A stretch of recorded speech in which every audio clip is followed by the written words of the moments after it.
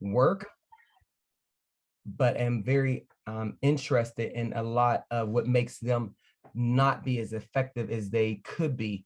And I feel like when we started, as people would say back in the day, probation looked extremely different than what it looks like now. Caseloads were very high, and we spent a lot of time doing a chase. And there were some other things we did as well. And I think for the time that we were doing it and in the season that it was in, we did do our best, because our system is usually challenged with the youth that are left. So when they fail in other systems, a lot of those young people are brought to our system, and it's left on the juvenile probation officer to do that work. And I'm actually pleased and happy to be part of this system where we have had to do that work. It is a challenging work.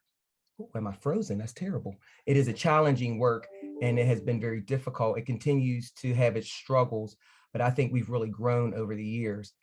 So I say all that to say that I've asked two of my colleagues at last minute to come on and help me explain some of that and talk about that. I'm going to ask the one famous Mary Beth Collins to go first, because just because I think it's an area where we haven't really in this particular group leaned on a lot, which is to discuss the victim. Mary Beth is a victim services liaison for the court. And yes, she still is a probation officer. I just wanted to say that to her out loud and publicly, that she is still a probation officer. And she is tasked with being the liaison between our probation officers and victim services. And our POs still do that work of responding to victims, but she is sort of overseeing and supporting that process as they move along in our system. So with that, I'm going to let Mary Beth start to talk about what victim services looks like for us at juvenile court. Thanks, Mary Beth. Thank you, Kim. Thanks so much for having me, guys. Like Kim said, my name is Mary Beth Collins, and I'm super excited to talk to you guys today about victim stuff. I think that just kind of what Kim said, that our kids, our juveniles, have so much going on. You know, they have so much trauma, so much stuff going on, that I think that historically, even still now, that our victims kind of get pushed on the back burner. It's not something that we think about right away, because these other kids, you know, the primary kids we think that are before us, like, oh my gosh, they take up so much of our time, and, you know, we put so much into them because they need us. And this position, I think, has been really rewarding to me, and I've been passionate about it because I feel like these are the people that we sort of kind of forgot about. You know, I think we've come a long way with helping juveniles, and now I think we are kind of picking up that second part. The people that this occurred to, the people that didn't ask to be involved in this system, not that the juveniles exactly did either, but you know, the people that, you know, didn't know that this was coming, you know, and they're real people. And as the victim community awareness curriculum, the impacts of crime curriculum that I facilitate many times a month, the section is called Names, Faces, and Hearts. And it focuses on that these are real people, and it's something that we forget about. You know, I think as POs, that this victim is just a name on paper, and to our kiddos, to our juveniles, you know, it's not someone that they really think about. So I feel like it's important for us to remember that they're real people. So a few things, I guess, I don't know, Kim, feel free to point me in the right direction of, should I talk about, you know, what probation officers do, or go into like putting victims as a real person? So let's talk about, so this is part of our balance and restorative justice work. And so that's what POs do, and then just go from there perfectly. I mean, I'm sorry, I need a little bit more. So like where POs start out in the process with victims? Right, or where POs start out with the process when a victim comes into the court. Yep. When the victim comes into the court. Yep. So it's kind of tough, because victims, when we first get a case, when probation officers has a case before them, and they're, you know, looking at, which Shamika's going to go into, you know, whole where the case is going, what the victim, I'm sorry, not the victim, what the juvenile needs, and if they're taking this case to court, one of the first things a probation officer does is calls the victim and touches base with them. And something I work with them about is is doing that in the most victim sensitive way that we can, and understanding that this person, again, didn't ask to be in this situation. And sometimes they're pretty darn mad. Sometimes, they're upset, and talking to them about educating them on the whole process. Because usually, just as sometimes our juveniles, they don't know what to expect. So asking them about how they're doing, asking them about restitution, like were they out any money, and kind of, letting them know that they need to come into court and to, get prepared with, I think a lot of things is like collecting restitution, receipts and stuff like that, and to come into court, and they will meet with someone from Victim Services, the Center for Victims, kind of talk to them about waiting in a separate waiting area. I know that's something that it's been there since I've been here, but prior, victims and juveniles always waited in the same waiting area. And I know that was an issue, as you can imagine. So talking to them about that they're going to be in a separate waiting area where they don't have to see the juveniles. Sometimes that's definitely a fear for them. They don't want to see the juvenile in court. And trying to think of when the victims come to court, they do have a victim advocate, and we in Allegheny County use the Center for Victims, which is a nonprofit organization, and they help prepare the victim with what's going to happen. If they need to testify, they help get them ready for that. They work as kind of a liaison with the probation officer and the assistant district attorney. Probation works with the Center for Victims to talk to the victim about what they're going to expect. They talk about what probation is going to recommend for the juvenile, what the judge might do, ask them if they have questions, talk about what their impact is. Victims have a right to present a victim impact statement to the court at like all stages of the process. But initially at that first hearing, that first hearing when they are adjudicated delinquent or put under some supervision, the victims can either write it down or they can stand and speak in court and let the judge know, how they were impacted by this, and really let the juvenile know as well. Because I think a lot of the times the juveniles, they weren't thinking about that, a lot of times they're not thinking, but definitely not thinking about that victim. And that impact statement, it's really wonderful if they write it down, because that's something that we use for this impact of crime curriculum that I was talking about, that all of our juveniles complete this right now it's shorter. It's about a little over 2 hours because we're doing it online because of the pandemic, but it usually is about 3 to 4 hour curriculum that all juveniles go through. And we use that impact statement to really work with the kid to think about how their actions affected someone else. And we start off that curriculum with talking about just crimes in general and how different people can be affected. We talk about something called the ripple effect, how that talks about like the first person that's impacted the most by a crime is a victim. And then from there out, affected a little bit less, but still affected, is the friends and family of that victim. And then we also put in there the friends and family of that juvenile. We talk about mom, grandma, whoever they live with, they didn't ask to be in this situation, and they're probably not so happy to be in court. And then the third ripple further out from that, we talk about the community they live in and the victim lives in, and how those community members could be impacted by this crime. So we do those, and we talk about general crimes. And then towards the middle end of the group, we ask them to tell us about their situation that got them involved in juvenile probation. And they kind of break that down. And most of the time, you can see their kids, like light bulbs go off in their heads. It's just like, they're like, oh yeah, like I didn't realize that I hurt an actual person. Some of the cases I have and was thinking about, one of them, let me see if I can grab it so I have the actual, I'm not making stuff up when I'm talking. It was a case of a young female, Black female, who had stolen a car, and this car was stolen. The owner of the vehicle was, I want to say she was like in her early 20s. Another Black female was the owner of this car. She had worked really hard to buy this car on her own. She was going to college, had a job, and this car was stolen.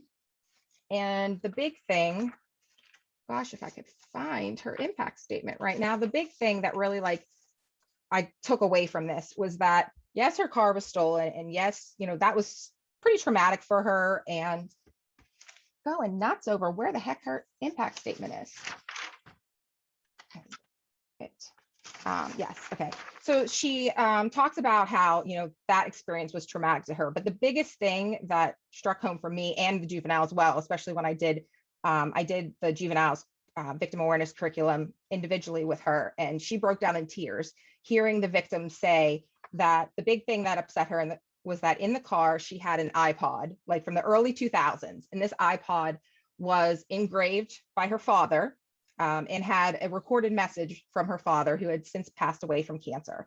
And this girl said, I don't want any money for this iPod. There's nothing, I'm not asking for restitution for this iPod. It's what's killing me is this is what my father left me, and I kept it in the console of my car. And you can take the car, I don't care, you can whatever, but that was my memory of my dad. And she came to court and she said, like, do you know where this is? Like, I don't need money. I need my iPod. And the juvenile, unfortunately, she said, I had no idea. She said, I remember throwing stuff in the woods, but, I don't remember. And that was at court. And then so many months later, when I met with her for victim awareness curriculum, and she broke down and, couldn't even believe that she had this impact on that person. And, really talked about how she wasn't thinking about that at all when she stole that car. Her and friends were out, and it definitely, like I said, that light bulb is that, like, it hit her. And it was an awful and a wonderful feeling for me to be able to see her actually get that understanding of, the impact that she had. That victim also talked about, see if there was anything. She was also talking about that it was like the pandemic, and that was even harder on her. It was like talking about the middle of the night when the police officers called her. She talked about also kind of like being re-victimized, with trying to get a hold of the police department and calling multiple times, and kind of being pushed back and forth, different police departments trying to figure out where her car was, and just how unfamiliar this process was for her, and how she felt like she was continuously victimized by this. She also talked about speaking in court and kind of being re-victimized by that situation, but yet it was also healing for her to be able to speak in court and provide that victim impact statement. That was one. Real quick, Mary Yeah. Beth, did the youth ever say why they stole? Like, was she targeted? Was that like, how did they go after that particular car? Because many victims think that they're targeted. Like, how'd you pick me? That type of thing. Yeah, for this case, she was not targeted. They didn't know her. No, they didn't. None of them knew each other. It was just completely random. I don't remember. I don't believe she had like the keys in the car. I don't remember how they got the car. I mean, I know they physically took the whole car, and it was the items in it that was really upsetting to her. But yeah, they didn't know each other at all. They lived in the same neighborhood, but had never met each other. And the juvenile had no idea who the victim was, like still to this day. Although she was in court, she had never seen her before or anything like that. I think well, no, I have one that is kind of targeted. I'll just kind of go with this one quickly because it's the same kind of situation, a stolen car. And this one again is a Black female, and the victim is also a Black female. She's a bit older, she's a grandma, and let's see her impact statement. Hers talked about how she worked really hard. I'm gonna say she was in like her late 50s, not that older, but a little bit older. Yeah. Watch yourself, Mary Beth. Watch she's yourself. a grandma, but I mean, Yeah, I'm older than that. I'm a grandma. Okay. 50. Come Just on, be teasing. nice. I'm sorry. I struggle with this too because the victim awareness curriculum we have, we use a grandma as the victim, and the whole thing is talking about like this old lady. She's got gray hair and a cane, and like most of the kids we talk to, their grandma is 50. And I'm like, that's not who we're talking about here, and I have to change it to like your great grandma, something like that. But this lady, again, is not that old, but she has 5 little grandkids, and she talks about how she had been working 68 to 76 hours a week to save up money to buy this car. Her and her son had driven over an hour and a half to go pick up this car to buy it. She says she thanks God, and spoke to her mother who had passed away and said, thank you, God, thank you, Mom, for giving me the opportunity to buy this vehicle. She had never had a vehicle before. And every morning she said she prayed to God to cover me with his armor and be my eyes and legs while I drive this vehicle. And in this situation, this young female had stolen her car. And she talks about in her impact statement how this girl did not just take a vehicle away from her. She took this vehicle away from grandma and her 5 grandkids and her 3 kids, because this was the vehicle that grandma used to take everyone everywhere. She talks about in the summer being able to take her grandkids to the movies, being able to pick them up after school. The one granddaughter, she would drive to the bus stop and be able to walk her back, and just talked about all these opportunities that it seems so silly because it was just a car and she was going to get her money back to buy that car, but restitution was ordered, but it's going to take a juvenile a long, long time to save up money to pay back what this woman had been saving up for a really long time. And after that, she talks about having to wake up earlier and walk to a bus stop to go to her 3 jobs she has, talking about now she has to get another job, a 3rd job, to be able to save money to buy herself a new car. And this was also during the pandemic. So she talked about in her statement about how the bus service was reduced and she was concerned with social distancing and having to ride the bus to be able to get to work. She also talked about on her first day after her car was stolen, I think it was like she missed 1 day of work, and then the day after that, she rode the bus to her job and she got off at the wrong stop. She was confused on where she was going. She got lost. She was late to work. She got verbally reprimanded by her boss, and here she is. She's a grown woman working her 3 jobs. And she was just, embarrassed and just so frustrated. Another thing, also same kind of concept as the other victim, is that she talks about that items in her car that items that she said she'll never see again. She says, "My mother is no longer on this earth, and the items that I have of hers I hold dearly. You took some of those items from me because you felt as though you had the right to take my vehicle." I'm sorry, there was one thing, I thought it was she wrote specifically, but I do remember that one of it was a necklace that had her mom's ashes in it, and that was in the vehicle, gone. She did say, she thanked God that it was just some of her mom's ashes and she had more of them at home, but like that was a necklace that she kept, I want to say it was hanging from her mirror in her car. There was something else that was her mom's, and I'm not remembering at this exact time, but just again, that sentimental value that is irreplaceable. So that was another victim that really stood out to me. And another one, I think this one is a little bit different than those two because this is a victim that was targeted. I think also when you see it, this case at first, you think this is girls fighting over a boy. You think girls always fighting over a boy. What are we doing this about? And it was a situation where both the victim, I want to say she was like 19, maybe 20 years old. So she's a little bit older. And there were 5 or 6 juvenile females. I want to say they were like 16, 17. They were a little bit younger than her. And the one girl who kind of was, I'd say started it, was the more of aggressor, was the ex-girlfriend of the victim's new boyfriend. And they all went to a club in our South Side section. It was like an underage night. And they went there and victim was there with new boyfriend and ex-girlfriend was there. They weren't obviously happy about that. And they ended up following her outside as she was trying to leave. She called mom for a ride. And see if I can pick up the few words of, and there was also a video of this that they ended up posting on social media. And it said that several females were attacking her. She was defenseless on the ground. They were throwing punches, delivering kicks to her upper body and head area, and also stomping on her head. And the thing that the victim wrote about in her impact statement, and again, just breaks my heart, is that she was pregnant very early on in her pregnancy. And she ended up deciding, it was her decision, but at the recommendation of her doctors, to terminate her pregnancy due to what they felt was possible damage to the baby from the assault.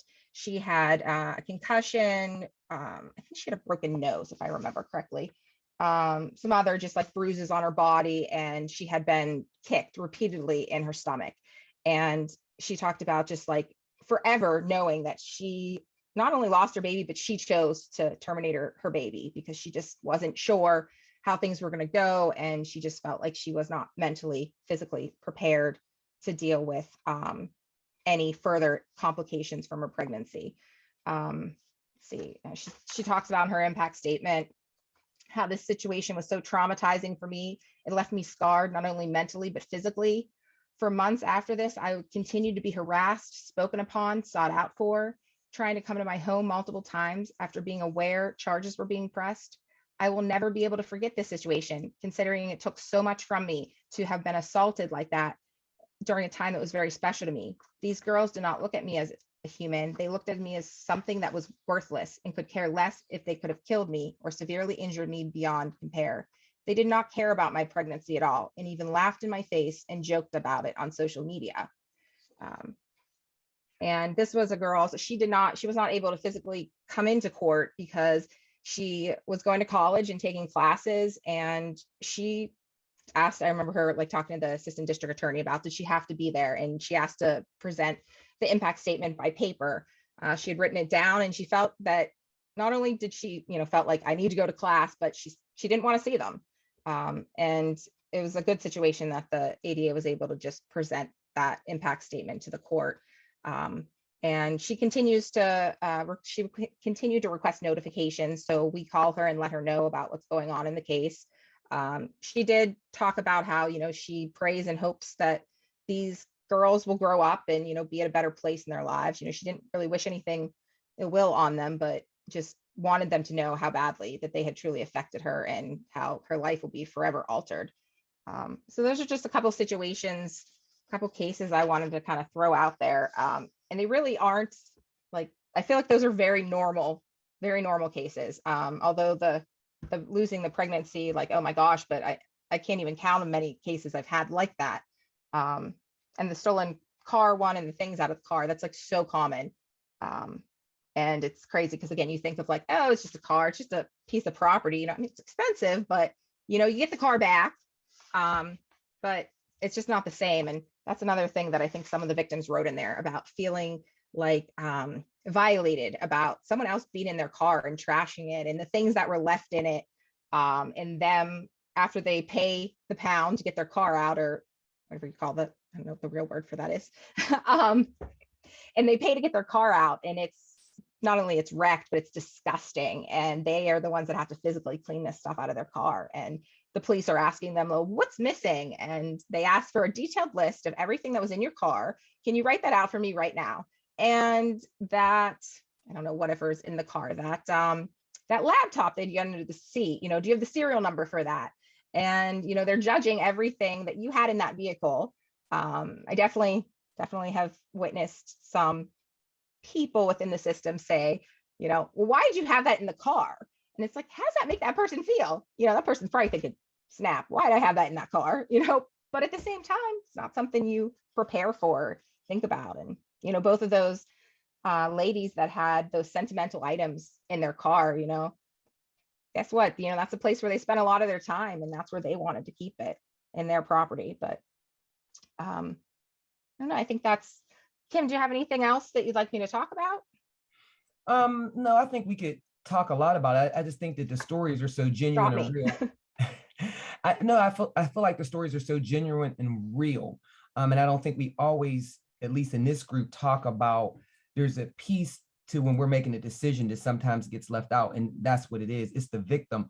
And I think that people more so a lot of times focus on the offender and not always the impact that is left on the victim, and how long it can be over for the young person, but the victim, they can live with that and it'll change their life for the rest of their life.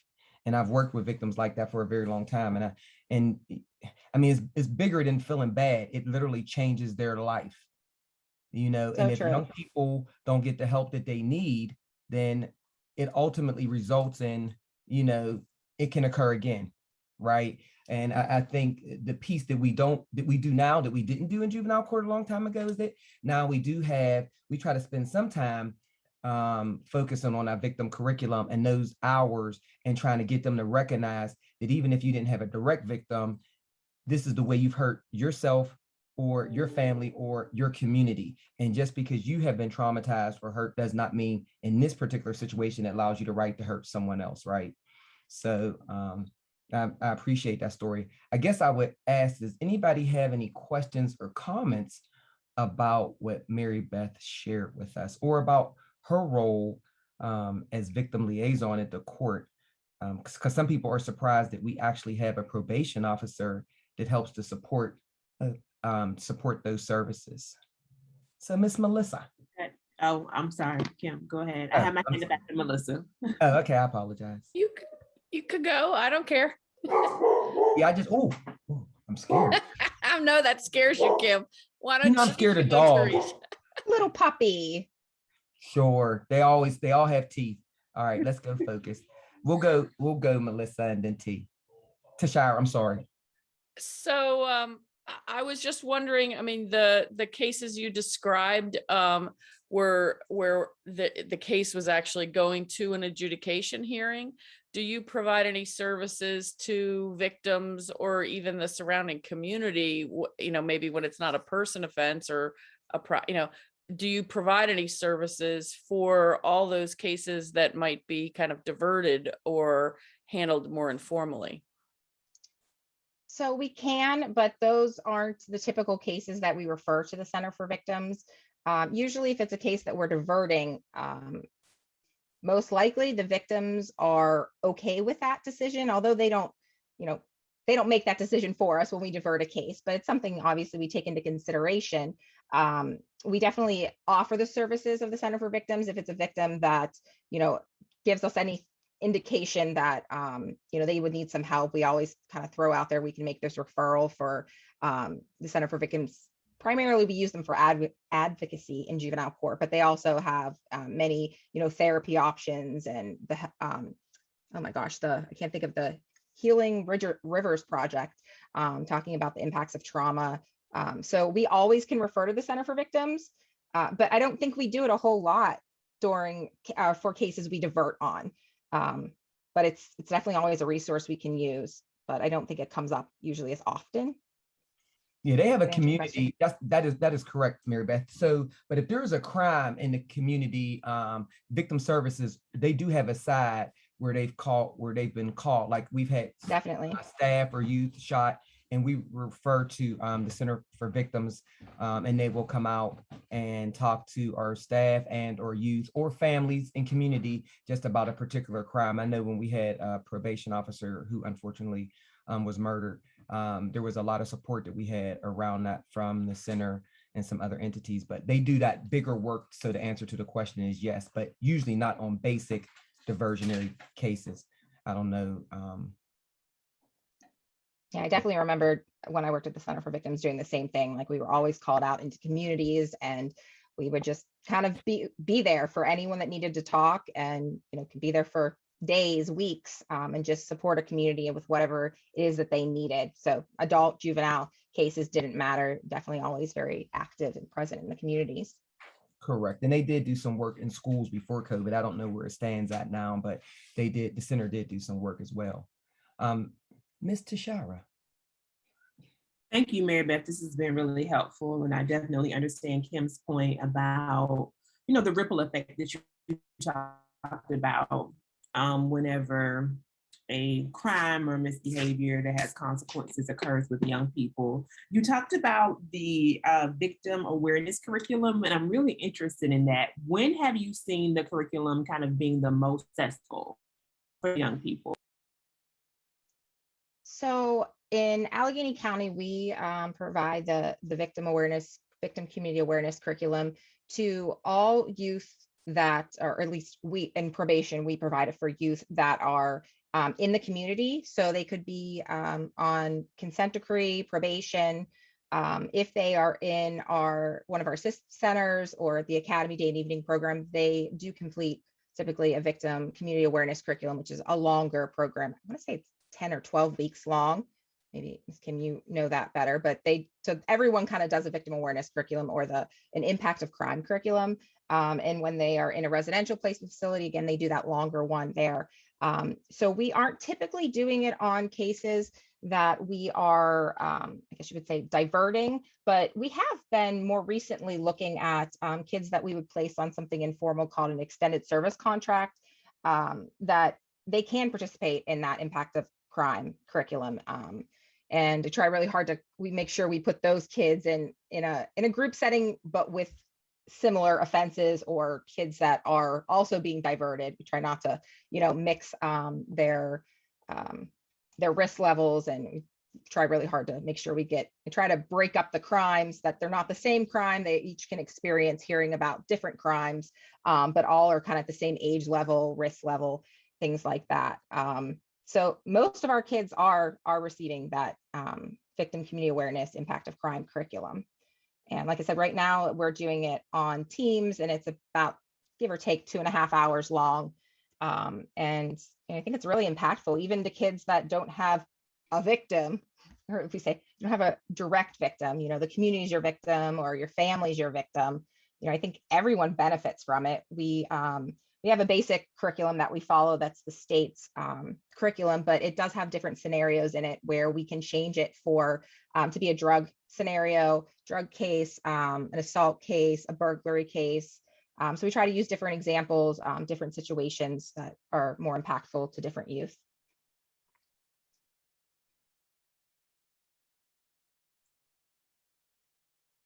Are there any more questions about our victim services for Mary Beth? I just think it's important that as we move forward and talk about policies, we talk about placements, we've talked about Schumann, we've talked about diversion. I just think that there's always a spot where we need to think about how that young person has impacted a victim and what that victim looks like. And I just want everybody to keep that perspective. All right, thank you so much, everyone. Thank you, Mary Beth. Lisa was supposed to be on here and watching you, but I don't know if she's on. So you might be free now. Oh gosh. Yes. You say good things about me, right? I will, absolutely. It's recorded. You're all good. Oh, wonderful. All right. Bye. Thank you, everyone. Thank you. So next up is one of our supervisors, Shamika Drury. And I'm excited about Shamika because I didn't know about her, all her history, meaning her bio. So I asked her, I said, Shamika, can you send me your bio? If you see Shamika's bio, I don't think I've ever seen anybody's bio start like this. And I absolutely love it. I just want to say the first few words. I'm not going to read the whole thing, but I just got to say these first few words. And forgive me for reading, because I know people don't like to be read to, but it says, Shamika Drury is a native of Farrell, PA. She comes from a family of community leaders. Most notably, her grandmother is the first African-American woman mayor in Western Pennsylvania and Mercer County. And I just wanted to say that. I thought, wow, that's nice, Shamika. That's what I never knew about her, but I love that that energy around her family and coming from a family of community leaders. I might have to cheat and grab that. I don't know if everybody in my family was a community leader, but it absolutely makes me feel good and warm and fuzzy inside. So Shamika is a supervisor for juvenile justice, for juvenile court. She is it's what we refer to as JJSES, which is the Juvenile Justice System Enhancement Strategy supervisor. So it's a mouthful. We always refer to it as JJSES. That's how we know it. And it's strategies put together to enhance basically how we move along in our system. So things we used to do in the past, how we've enhanced those along the way, and how we've gotten to me so much better. I'm saying that in Kim Booth style because that's sort of what it means to me, but I'm sure Shamika will do a better job at explaining that, because I really feel like we have did a lot of progression in our system and work so more effectively now with even higher end kids than we used to in the past. So with that, I would like to say I would like to introduce Shamika. Hi, everybody, and thank you for having me. And yeah, my family is my grandma was the mayor, and my uncle. Now, Farrell, nobody really knows Farrell, right? Only time you know Farrell is like football or basketball. But it's a small town similar to like your McKeesports and Braddock, places like that. And so my grandma's the mayor, and my uncle is the school board president, and my dad was working in state secure facilities. Like everybody's involved in something at some point in time or another. So I spent a lot of growing up like helping in campaigns and and passing out flyers and all kinds of crazy stuff like that. So that is my family, and I do kind of always mention that. Now the bio is funny because that's the pared down bio, because it comes from the fact that I am a preacher and I can preach about any topic at any given time. And so when she asked me for it, I was kind of like, well, I'm gonna pull out a couple sentences that relate to this and just send it over. And I'm gonna try not to do any kind of preaching right now. So I have some notes, and as Kim said, it was last minute, and I was trying to like jot down anything and everything that just seemed important and condense it so I could make sense to you all. And so I'm going to, even now, I'm still kind of skipping through some things of what I want to make sure I hit, because I don't want to be before you long. But I want to say that I'm very cautious in talking about probation and my role, because I do understand and I'm aware of sometimes the disunity between what we see and what we hear. Sometimes we because of our experiences, we look at anything in law enforcement and we automatically think like punitive and locking kids up, like we're just walking up the street and snatching the kids off the road and putting them in a placement or something like that. And there's so much more to it. But I don't want to be I don't want to neglect to admit, or at least to even to note that some of those feelings are for good reason. I believe that a person's perception is the reality until otherwise changed. So we see things, and how we shape our truths are based on the things that we have experienced or our families have experienced. So I'm just very cautious when I speak to particularly my community, because I do understand it. And I always remind myself that I work in this field. I chose to work in this field, but I was born Black. I'm a Black mom of 3 Black kids, and I'm married to a Black man. And that's my community. And so I don't get to take that. That's the part of me I don't get to take off. It doesn't turn off at 4:30. So some of the same things, or not some, most of, or all of the same things that concern people in my community, they concern me too.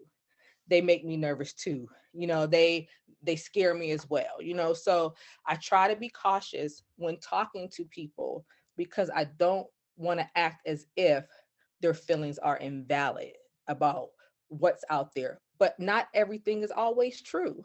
And so I really just want to talk about some truths today, some facts, I would even say, about what we do in our system. And I am very open to questions or comments, or this is very nonchalant, very casual conversation. Please jump in if you feel like it at any time to ask a question. I'm open to that. So, all right, Kim talked about the older days of probation, and I have spent my entire adult life in some way, shape, or form in the juvenile justice system. When I first started out, I was in the placement facility, and I was actually in a boot camp style facility. And that was kind of like the last of the boot camp placements. And so I have that experience of being involved in that. And then I also have the experience of kind of this new age of thinking, or the evidence-based practice, where we're kind of turning a corner and we're starting to do some cognitive behavioral things in probation. So I kind of have the best of both worlds. It's like I'm old enough to have memories, but I'm still young enough to not subscribe to the ways of old and can kind of still adapt to what we have going on. So it's kind of been a cool experience for me. And I started out in probation actually in Westmoreland County. And I can tell you that Westmoreland, the demographics in Westmoreland are totally different than the different demographics in Allegheny County. And just real quick funny story, when I interviewed for this job, Kim, you probably don't even remember this, Kim and a couple other people were in the interview, and Kim said to me, I told Sean, my assistant chief, I almost didn't come back.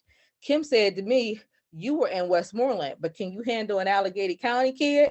And I was like, I don't know, but here I am. And I've been here for 5+ years now. And so time has really flown, but I have a broad sense or experience with probation because I was able to be somewhere else. And in Westmoreland County, in Westmoreland County, there's 2.4% of the residents are African American. And what I found interesting about that when I looked at it is that that is the 2.4% is the second largest group in Westmoreland. So you mean to tell me, and then I looked and was like, there's, Pacific Islanders or whatever, and they were like 0.2% and whatever. So it's like, there's all of this. And then the next thing is 2%, that's a big, gap. And it lets you know who lives there and who doesn't live there, basically. And then you come over to Allegheny and it is roughly about 13% here. So different kind of people, different kind of experiences, different kind of kids, different kind of ways of thinking. So I've been able to garner a lot as far as what we do here in the system. So I want to give you kind of an activity. I was kind of thinking about doing a breakout group, but I think that I'm going to just do it all together. And hopefully you guys participate and give me some feedback. I want to tell you about, let's say it's a case scenario. And Mary Beth talked about the victims, and we have an obligation to competency development, community protection, and victim restoration. So with keeping all of that in mind, I'm going to read you a case scenario. It's made up, so this is not a real kid, but could be a real situation. And I want you to think to yourself, what would you do with this kid? Now, I want you to hear what she's done. I want you to keep in mind that, there's victims, but you also want this kid to evolve. You want this kid to grow from where they are. So after I read it, I want to have some discussion about how do you feel this kid should be handled in court or not in court, if that's how you feel about it. All right, let me pull my paper. I'm sitting here trying to talk to you guys, school's letting out, and like the big kids are like rolling through here and like in the microwave. I'm like, what are you guys doing? I already told you, it's time to be out. Okay, so meet my friend, Jane Smith. Jane is a 17-year-old female that lives with her mom and stepfather in McKees Rocks. Her mother and stepfather attended the interview, and they have lived at their current address since sometime in 2006. There are no weapons in this home. Jane's mother said that she nor her husband have a criminal history. She reports that they get along well with their daughter. The daughter says that she feels that she can communicate with both of them when she has a problem. Jane's mother said that her birth father has a drug and alcohol history as well as the criminal history. Her father is currently incarcerated in Bucks County for a drug-related offense. Jane's father has been in and out of drug treatment facilities for over the past 10 years. Jane does not have any consistent contact with her father. Jane's mother and father were never married. Jane has always lived with her mother. However, this was never settled in court. She reported that she has a lot of anger towards her dad due to his poor decision-making and his lack of interest in her life. Jane said that she struggles to move forward with her own anger management issues due to her lack of relationship with her dad. Jane's in the 12th grade. Her grades in the past year have been primarily B's and F's. She said that she had to go to summer school for failing 2 classes, but she only passed one of those classes in the summer. When she got to the 12th grade, her grades continued to be bad. Now they're not B's and F's, they're D's and F's. She has missed about 20 days of school in the 11th grade, and so far this year in the 12th grade, she's already missed 10, all of which were unexcused. She says she gets along well with her teachers. She's not involved in any school activities. She doesn't have an IEP. She has already received several out-of-school suspensions for behavior problems. And she's also out of school for her current charges, which are possession of a weapon on school property. Her current charge, she has received other suspensions during the 12th grade year due to her fighting in school multiple times. All right, now the girl admits that this is the issue at hand, the weapon on school property. She admits that she placed a box cutter in her book bag the day before the incident occurred. She said that when she went to school with the box cutter in her bag by accident, she realized it was there during second period when she started having a problem with a girl in class, and it turned into a fight. She was sent to the office and was searched. When she got into the office, the school found that box cutter and they contacted the police. She said that she was cooperative with the police and cooperative with the school officials. All right. She was involved with, let's say, probation. She's involved with us. A couple years back, her case was successfully closed. She had a burglary charge. While she was on probation, though, she had several violations of probation, which caused her to have to come back to court multiple times because she just couldn't get it right for a period of time. She was placed out of her home for 5 months, but she did well in the placement, and then she was released home. Her case was closed. Now, Jane has friends who are who are not supervised by juvenile court. All of her friends are enrolled in school and are positive kids. None of her close friends use drugs and alcohol. She has been working with a therapist for about 6 months. She was cooperative with her therapist and she liked working with her. She took a lot away from being there with her. She successfully completed seeing the therapist and the case was closed. Jane said she gets angry and has broken items in her home, including punching doors and holes in the wall when she gets mad at her parents. She struggles to control her anger and her temper. Difficult time calming down, and any incident can upset her. She always resorts to physical violence when she is confronted with a difficult situation. We're almost done. She's on no medicines, no physical abuse, no sexual abuse, no suicidal thoughts or self-harm. She's never been involved with CYF. No, she's not seeing or hearing things. No harm towards animals, no fire setting. So she, outside of that burglary charge and maybe her anger that she can't control, she does not have any other outside factors affecting her right now. She does drink. She smokes weed couple times a week. She's never experimented with any other drugs. She's never been in the treatment program for this, and she doesn't feel like she needs to because she can quit on her own. She has a curfew. She does not follow her curfew. She comes in whenever she feels like it, and if she comes in at all, because she can stay out for weeks at a time. She's very disrespectful. She has chores. She doesn't do them. And her parents are inconsistent in enforcing the rules, meaning they will, maybe they'll put her on punishment, but for 2 weeks, but at day 2, they turn around and they let her be free. All of this is what's going on with Jane. She has no real hobbies and she has no interest in developing any hobbies. So I know that was a lot to take in and a lot to hear. And so this is the kind of information that my unit gets when a kid comes in. So you guys have heard about Jane. I want to give a couple different people. I want to give some people some opportunities to talk. I see there is something in the comments. What are her strengths?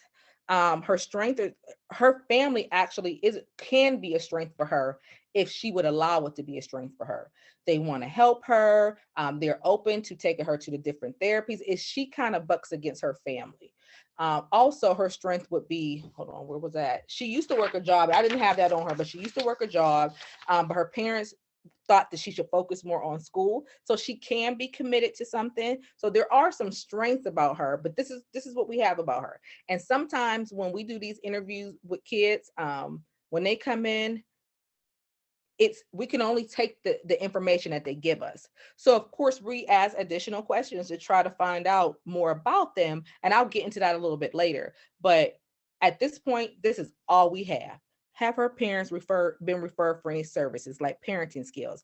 Did therapy include anger management? Therapy did include anger management. Her parents were not referred for services.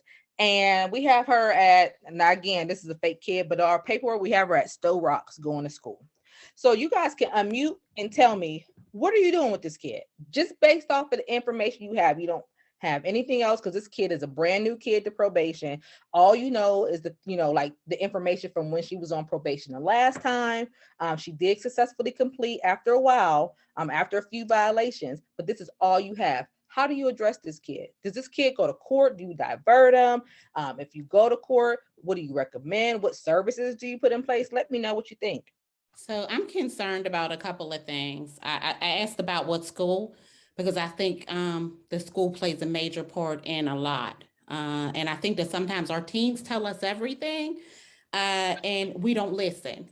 And so they say, and even if it's a glimpse, maybe I'm getting bullied, maybe they don't use that terminology.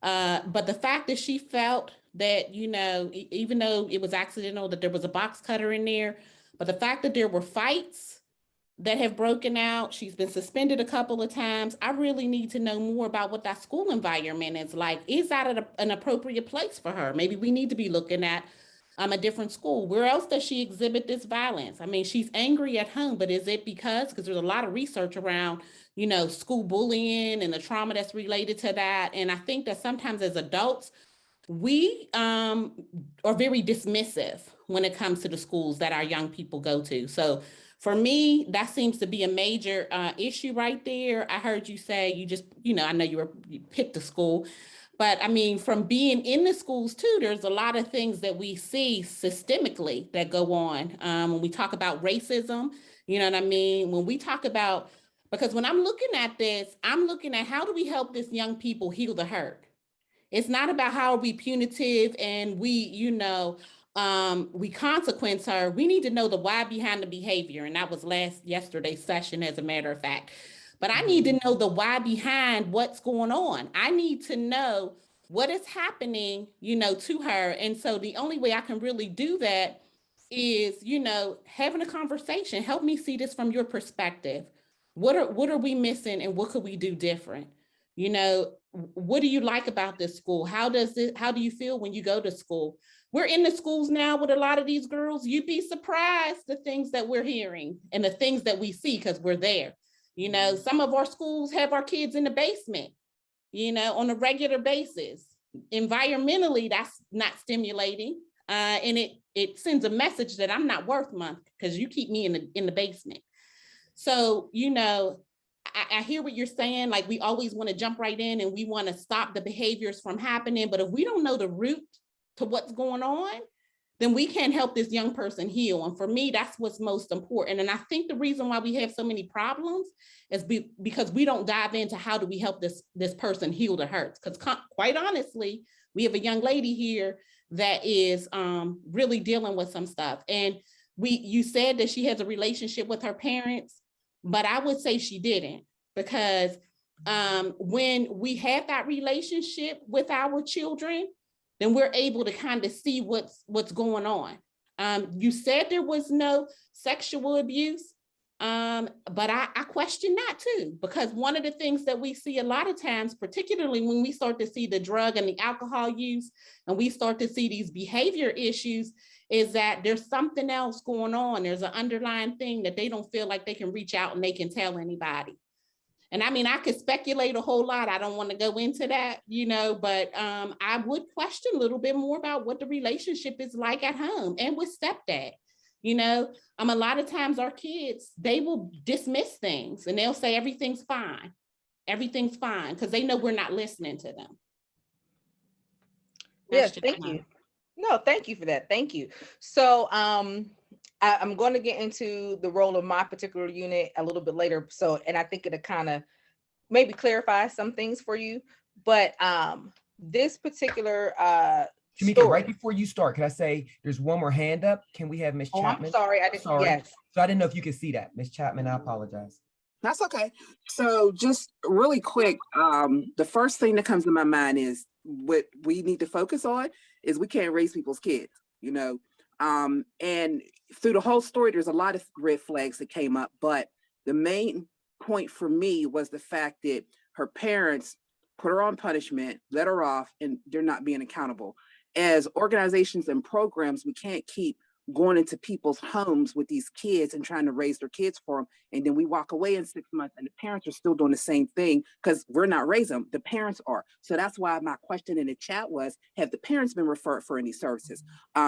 Just, off the top of my head, like parenting skills, but we can't just work with the children. We have to work with their parents. We have to teach the parents how to walk these kids through when the organization walks away, And the other part of that was, the therapy piece. And my other question was anger management part of her therapeutic sessions?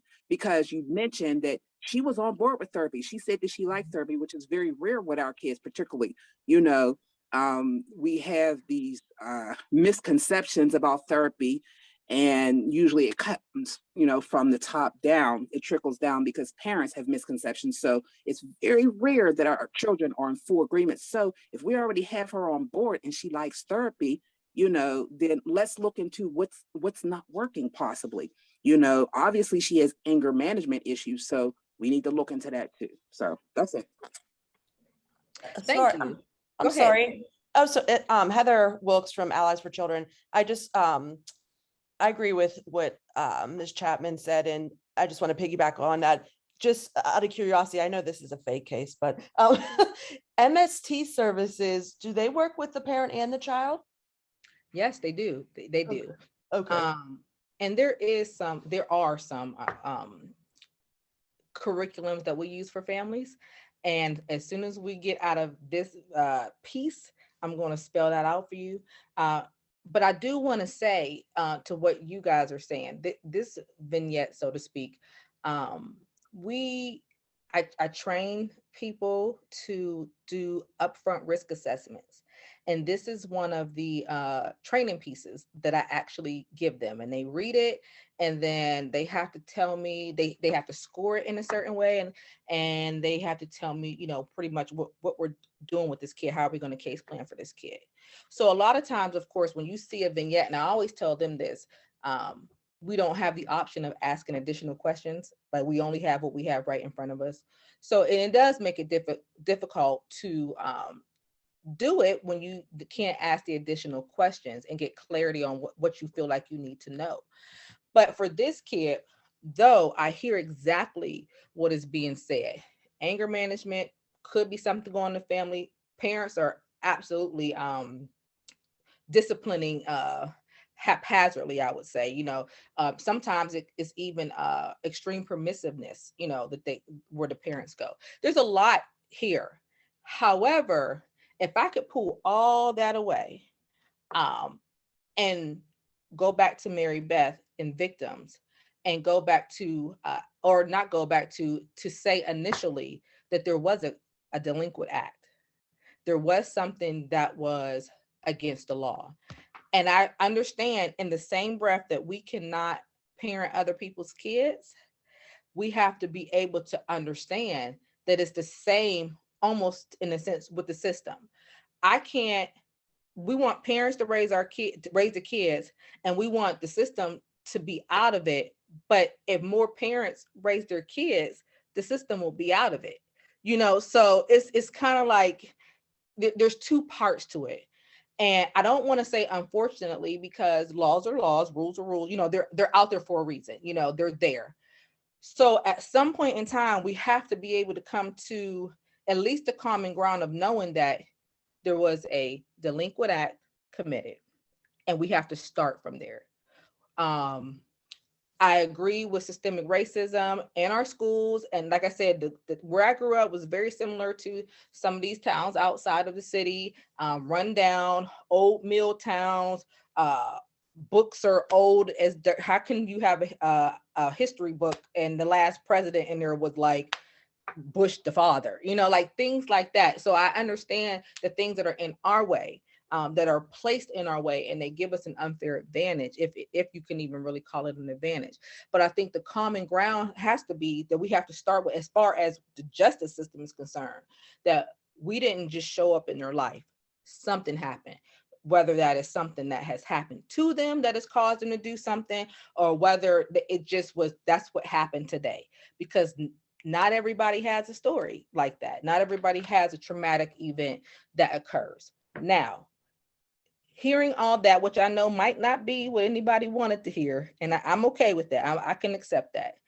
When you look at just the criminal offense, and I don't want to say criminal for a kid, but delinquent act. She had a box cutter. It is against the school policy to have it in school. It was in school. It was found.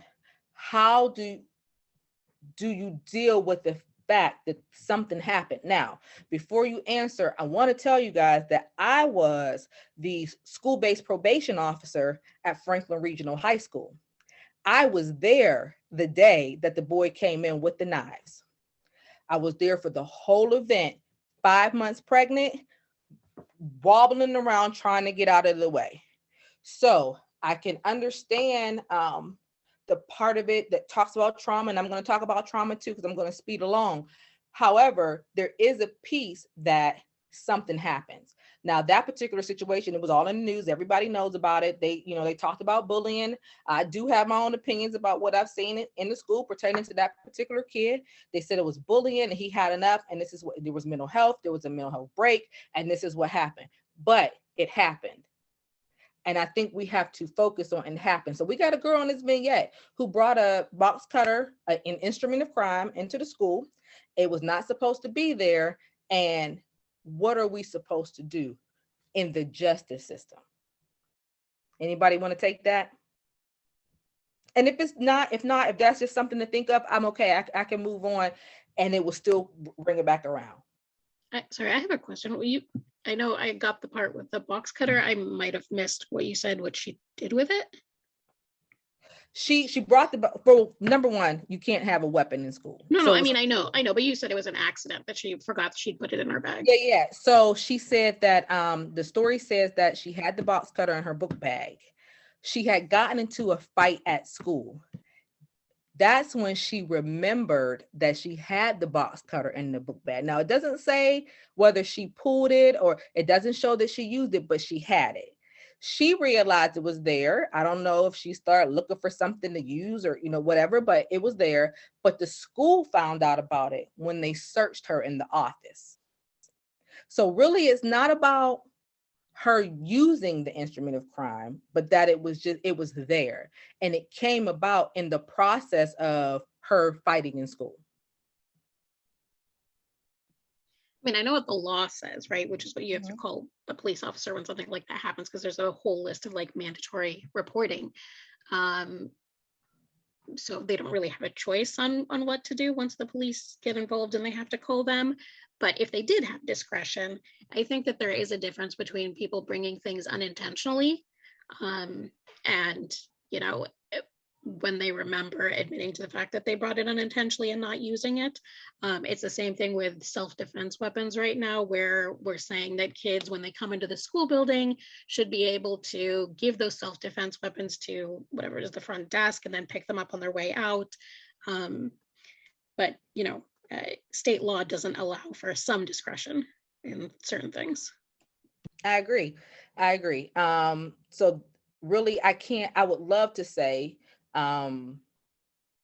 having discretion over or on an accidental weapon coming into school, but I don't know when it's really accidental. You know, we don't know that it was a true accident. So we can only, you know, that's why they have the guidelines there, and it, you know, it's for everybody. And if this is what's there, they deal with it as they deal with it. So what I want to say is, my particular unit, I supervise the assessment unit, and the assessment unit is almost the first contact with the family when they come into our justice system, no matter what the situation was. And so I started off by saying that we don't just, you know, walk up the street, see people's kids and pick them up. What happens when we get a referral for a kid? My unit does first of all, let me back up. When a kid gets arrested and the police call probation, we want to know everything that's going on. We want to know what happened. We want to know how old the kid is. Where's his parents? How's he behaving right now? Is he being compliant? Is he flipping out? Do you think there's any drugs involved? You know, it's on him right now. Is it in the system? Does he appear to have some mental health going on? We take all of those things into account. And they call us. And then one of the first things we do is we look up to see if this kid is already active with us or has he been active with us in the past. So there is a detention risk assessment instrument. I think that's how it goes. All right. And so we call it the Padre. And when it comes in, we do this assessment, and it takes out any bias that we have. You know, some people may feel like, oh, the kid kick the cop or kick the teacher, he needs to automatically go into detention. And it doesn't work like that. It takes all of those things into account. We look at, what did he do? Has he done anything in the past? If he was on probation in the past, did he have several violations or whatnot? And we take all those in, and then it gives us a score. And with that score, it tells us, okay, this kid should be detained until he has court.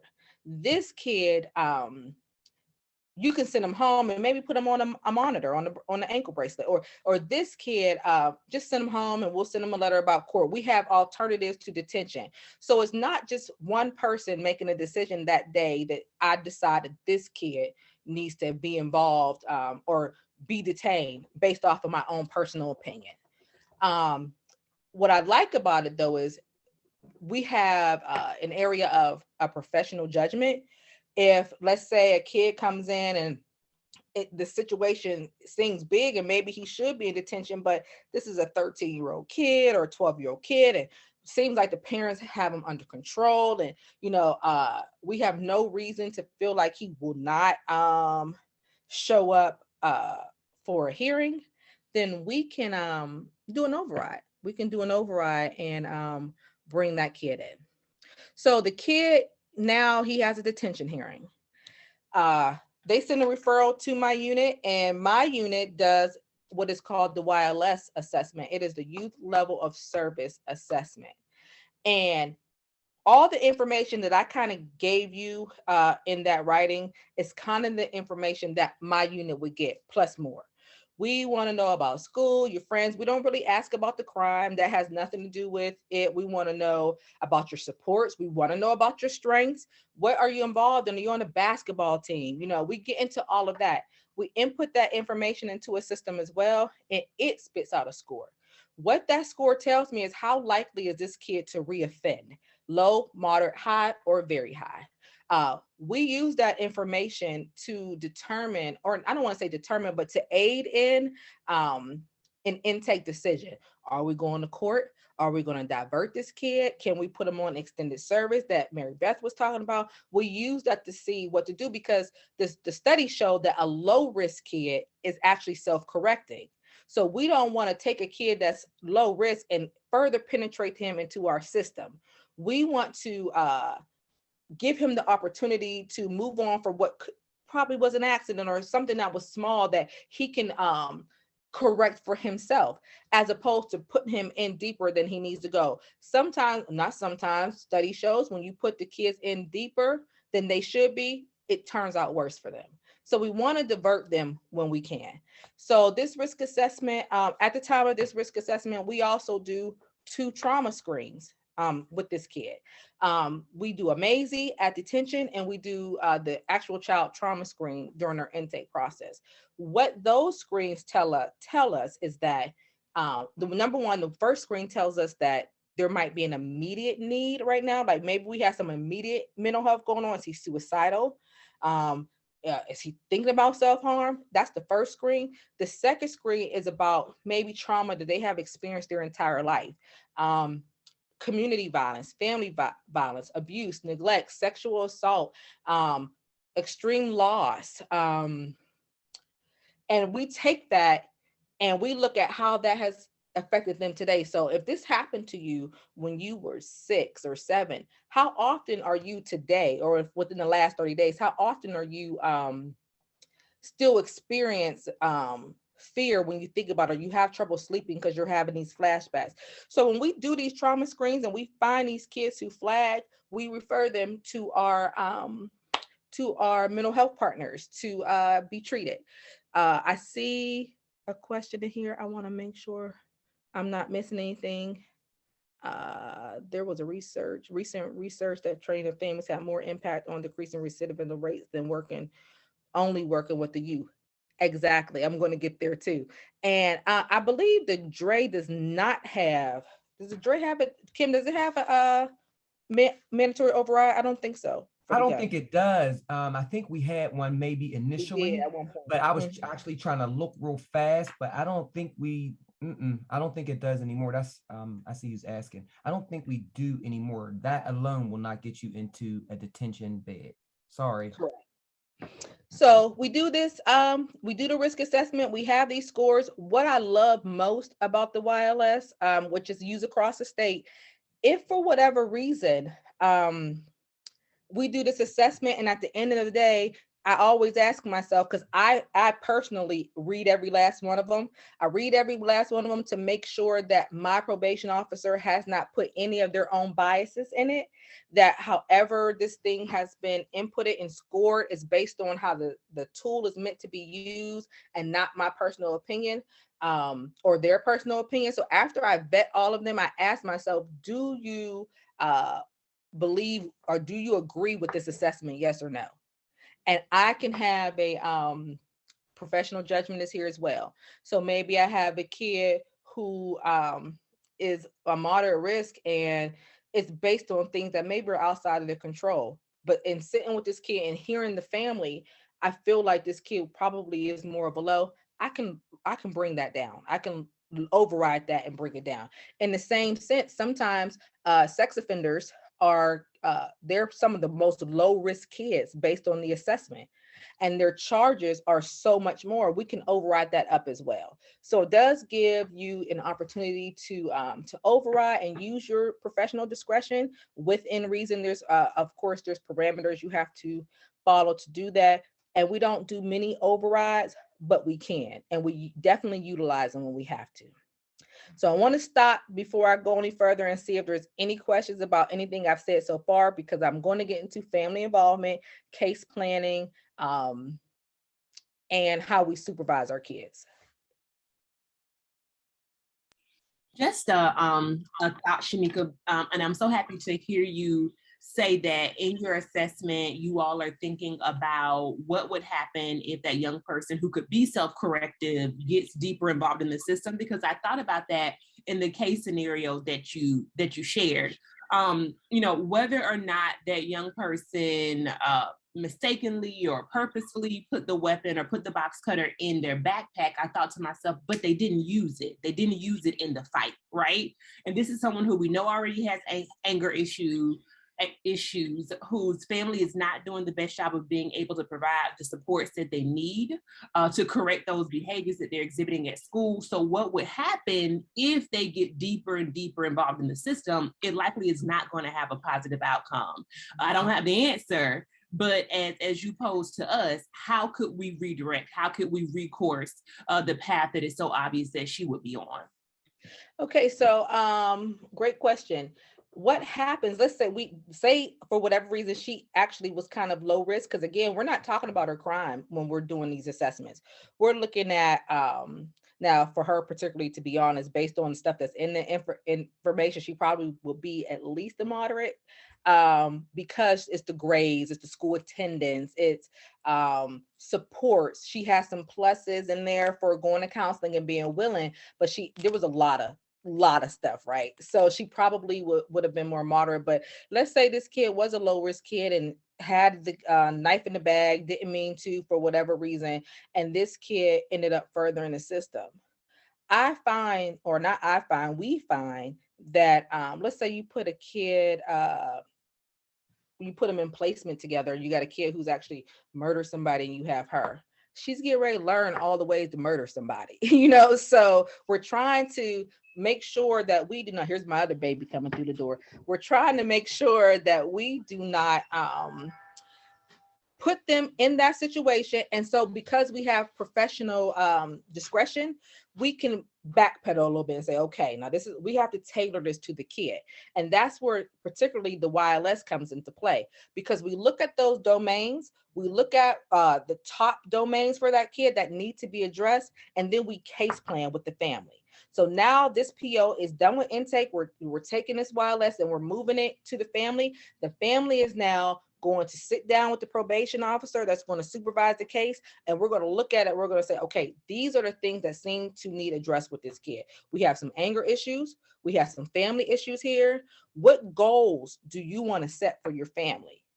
We teach them short-term, long-term goals. We teach them how to make steps towards that goal. We look at the barriers that they feel that they have in accomplishing these goals, and then we work with them and trying to figure out strategies that they can use in real life to work on them, right? So that is one of the newer things that we're doing. It's called EPICS.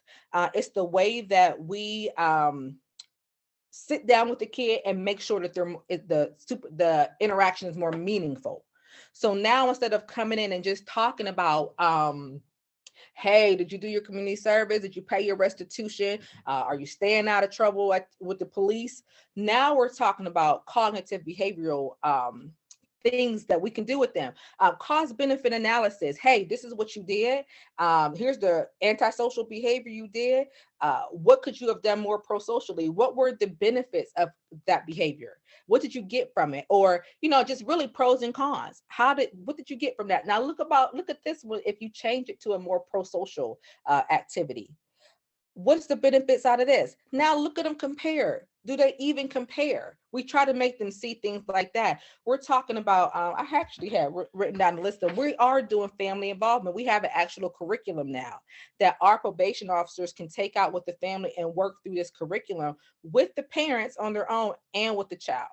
We're doing a lot more of things that just make sense, we're trying to build skills in these kids. So it's not the days of boot camp probation where we were just like, hey, let's lock them up.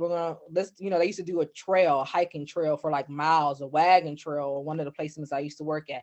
Let's put them out there in the wilderness and see how they like that. Now we're trying to make sure that when we meet with these kids, it is meaningful, that they're getting something out of it, that they're learning the skill, and then we reinforce it the next time we meet with them. Okay, last time we did that cost benefit analysis. Do you remember what we talked about? How did you use that in the community? How could we use that going forward? It's always a buildup now of how we supervise. Again, we have the family involvement, bringing the parents in, we case plan with the kid. So I guess I feel like I just like spewed out a whole bunch of stuff because there's so many things that we're doing now to try to make sure that kid doesn't end up any further. How can we stop it now? That's helpful. Any other questions?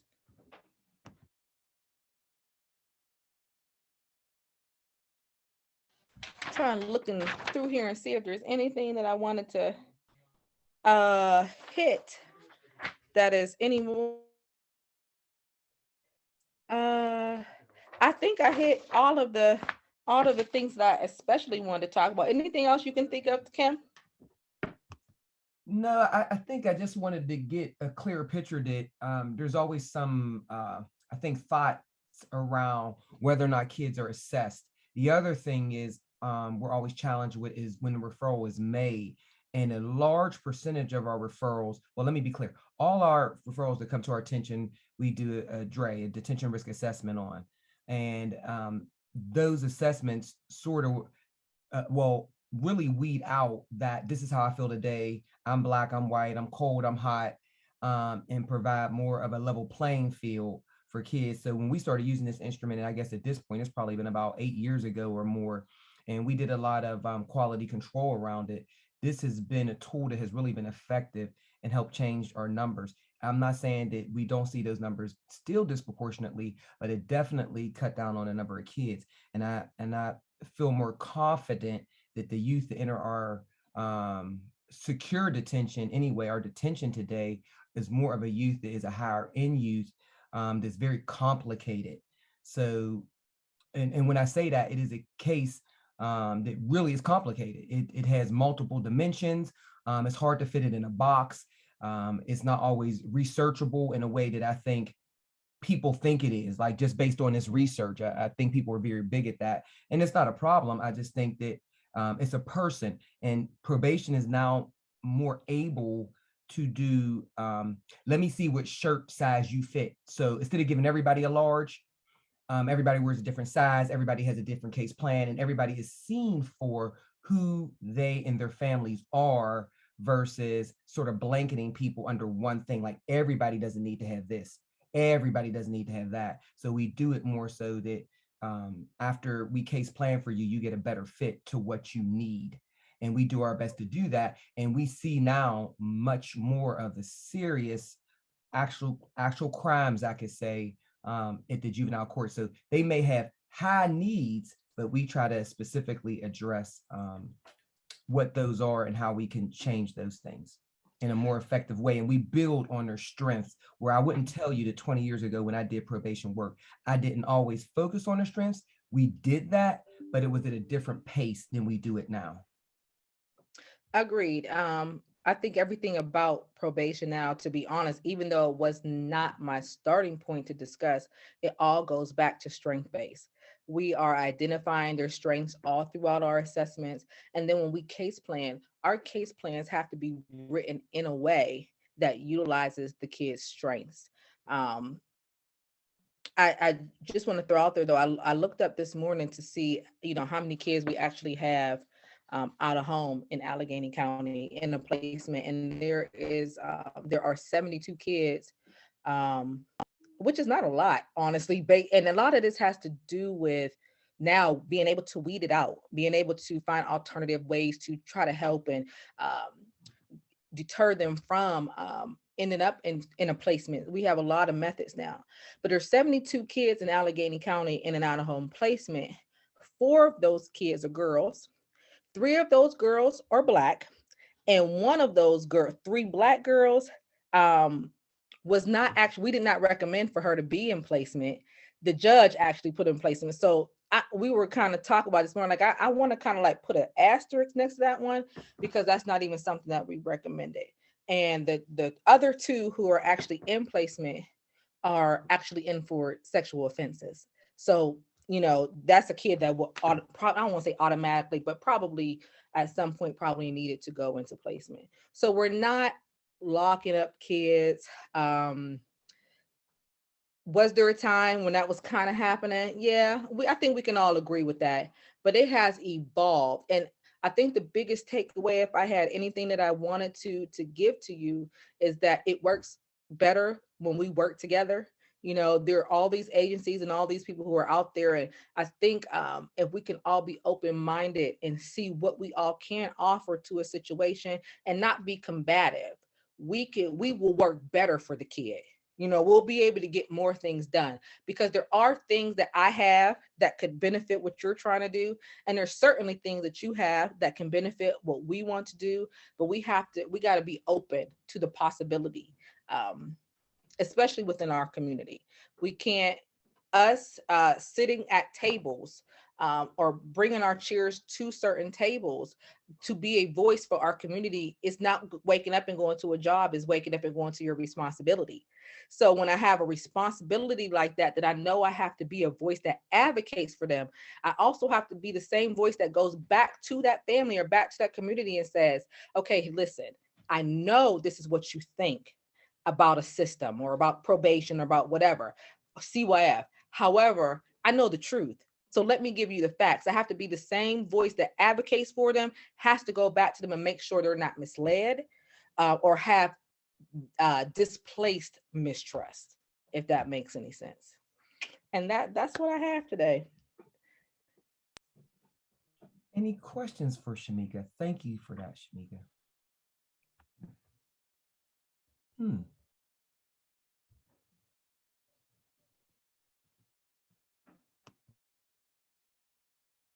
I'm just trying to be patient to give people a chance to unmute, because I think it was, I think it's moving when you actually do the work and you see kids and you talk to kids face to face. And I do feel like it's a tougher population. Everybody doesn't sign up for low pay to work with the combative person or the combative youth and or families. And ultimately, most of the times they may not be supportive. They want to be, everybody wants to be, but they're not always doing it. And it's a young person who doesn't really have a voice for themselves, but they failed in so many systems. Sometimes, not always, but sometimes they end up ultimately in our system, and the probation officer is tasked with figuring it out.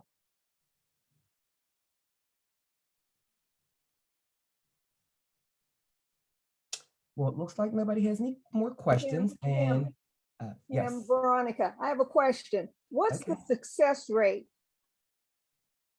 What is the success rate?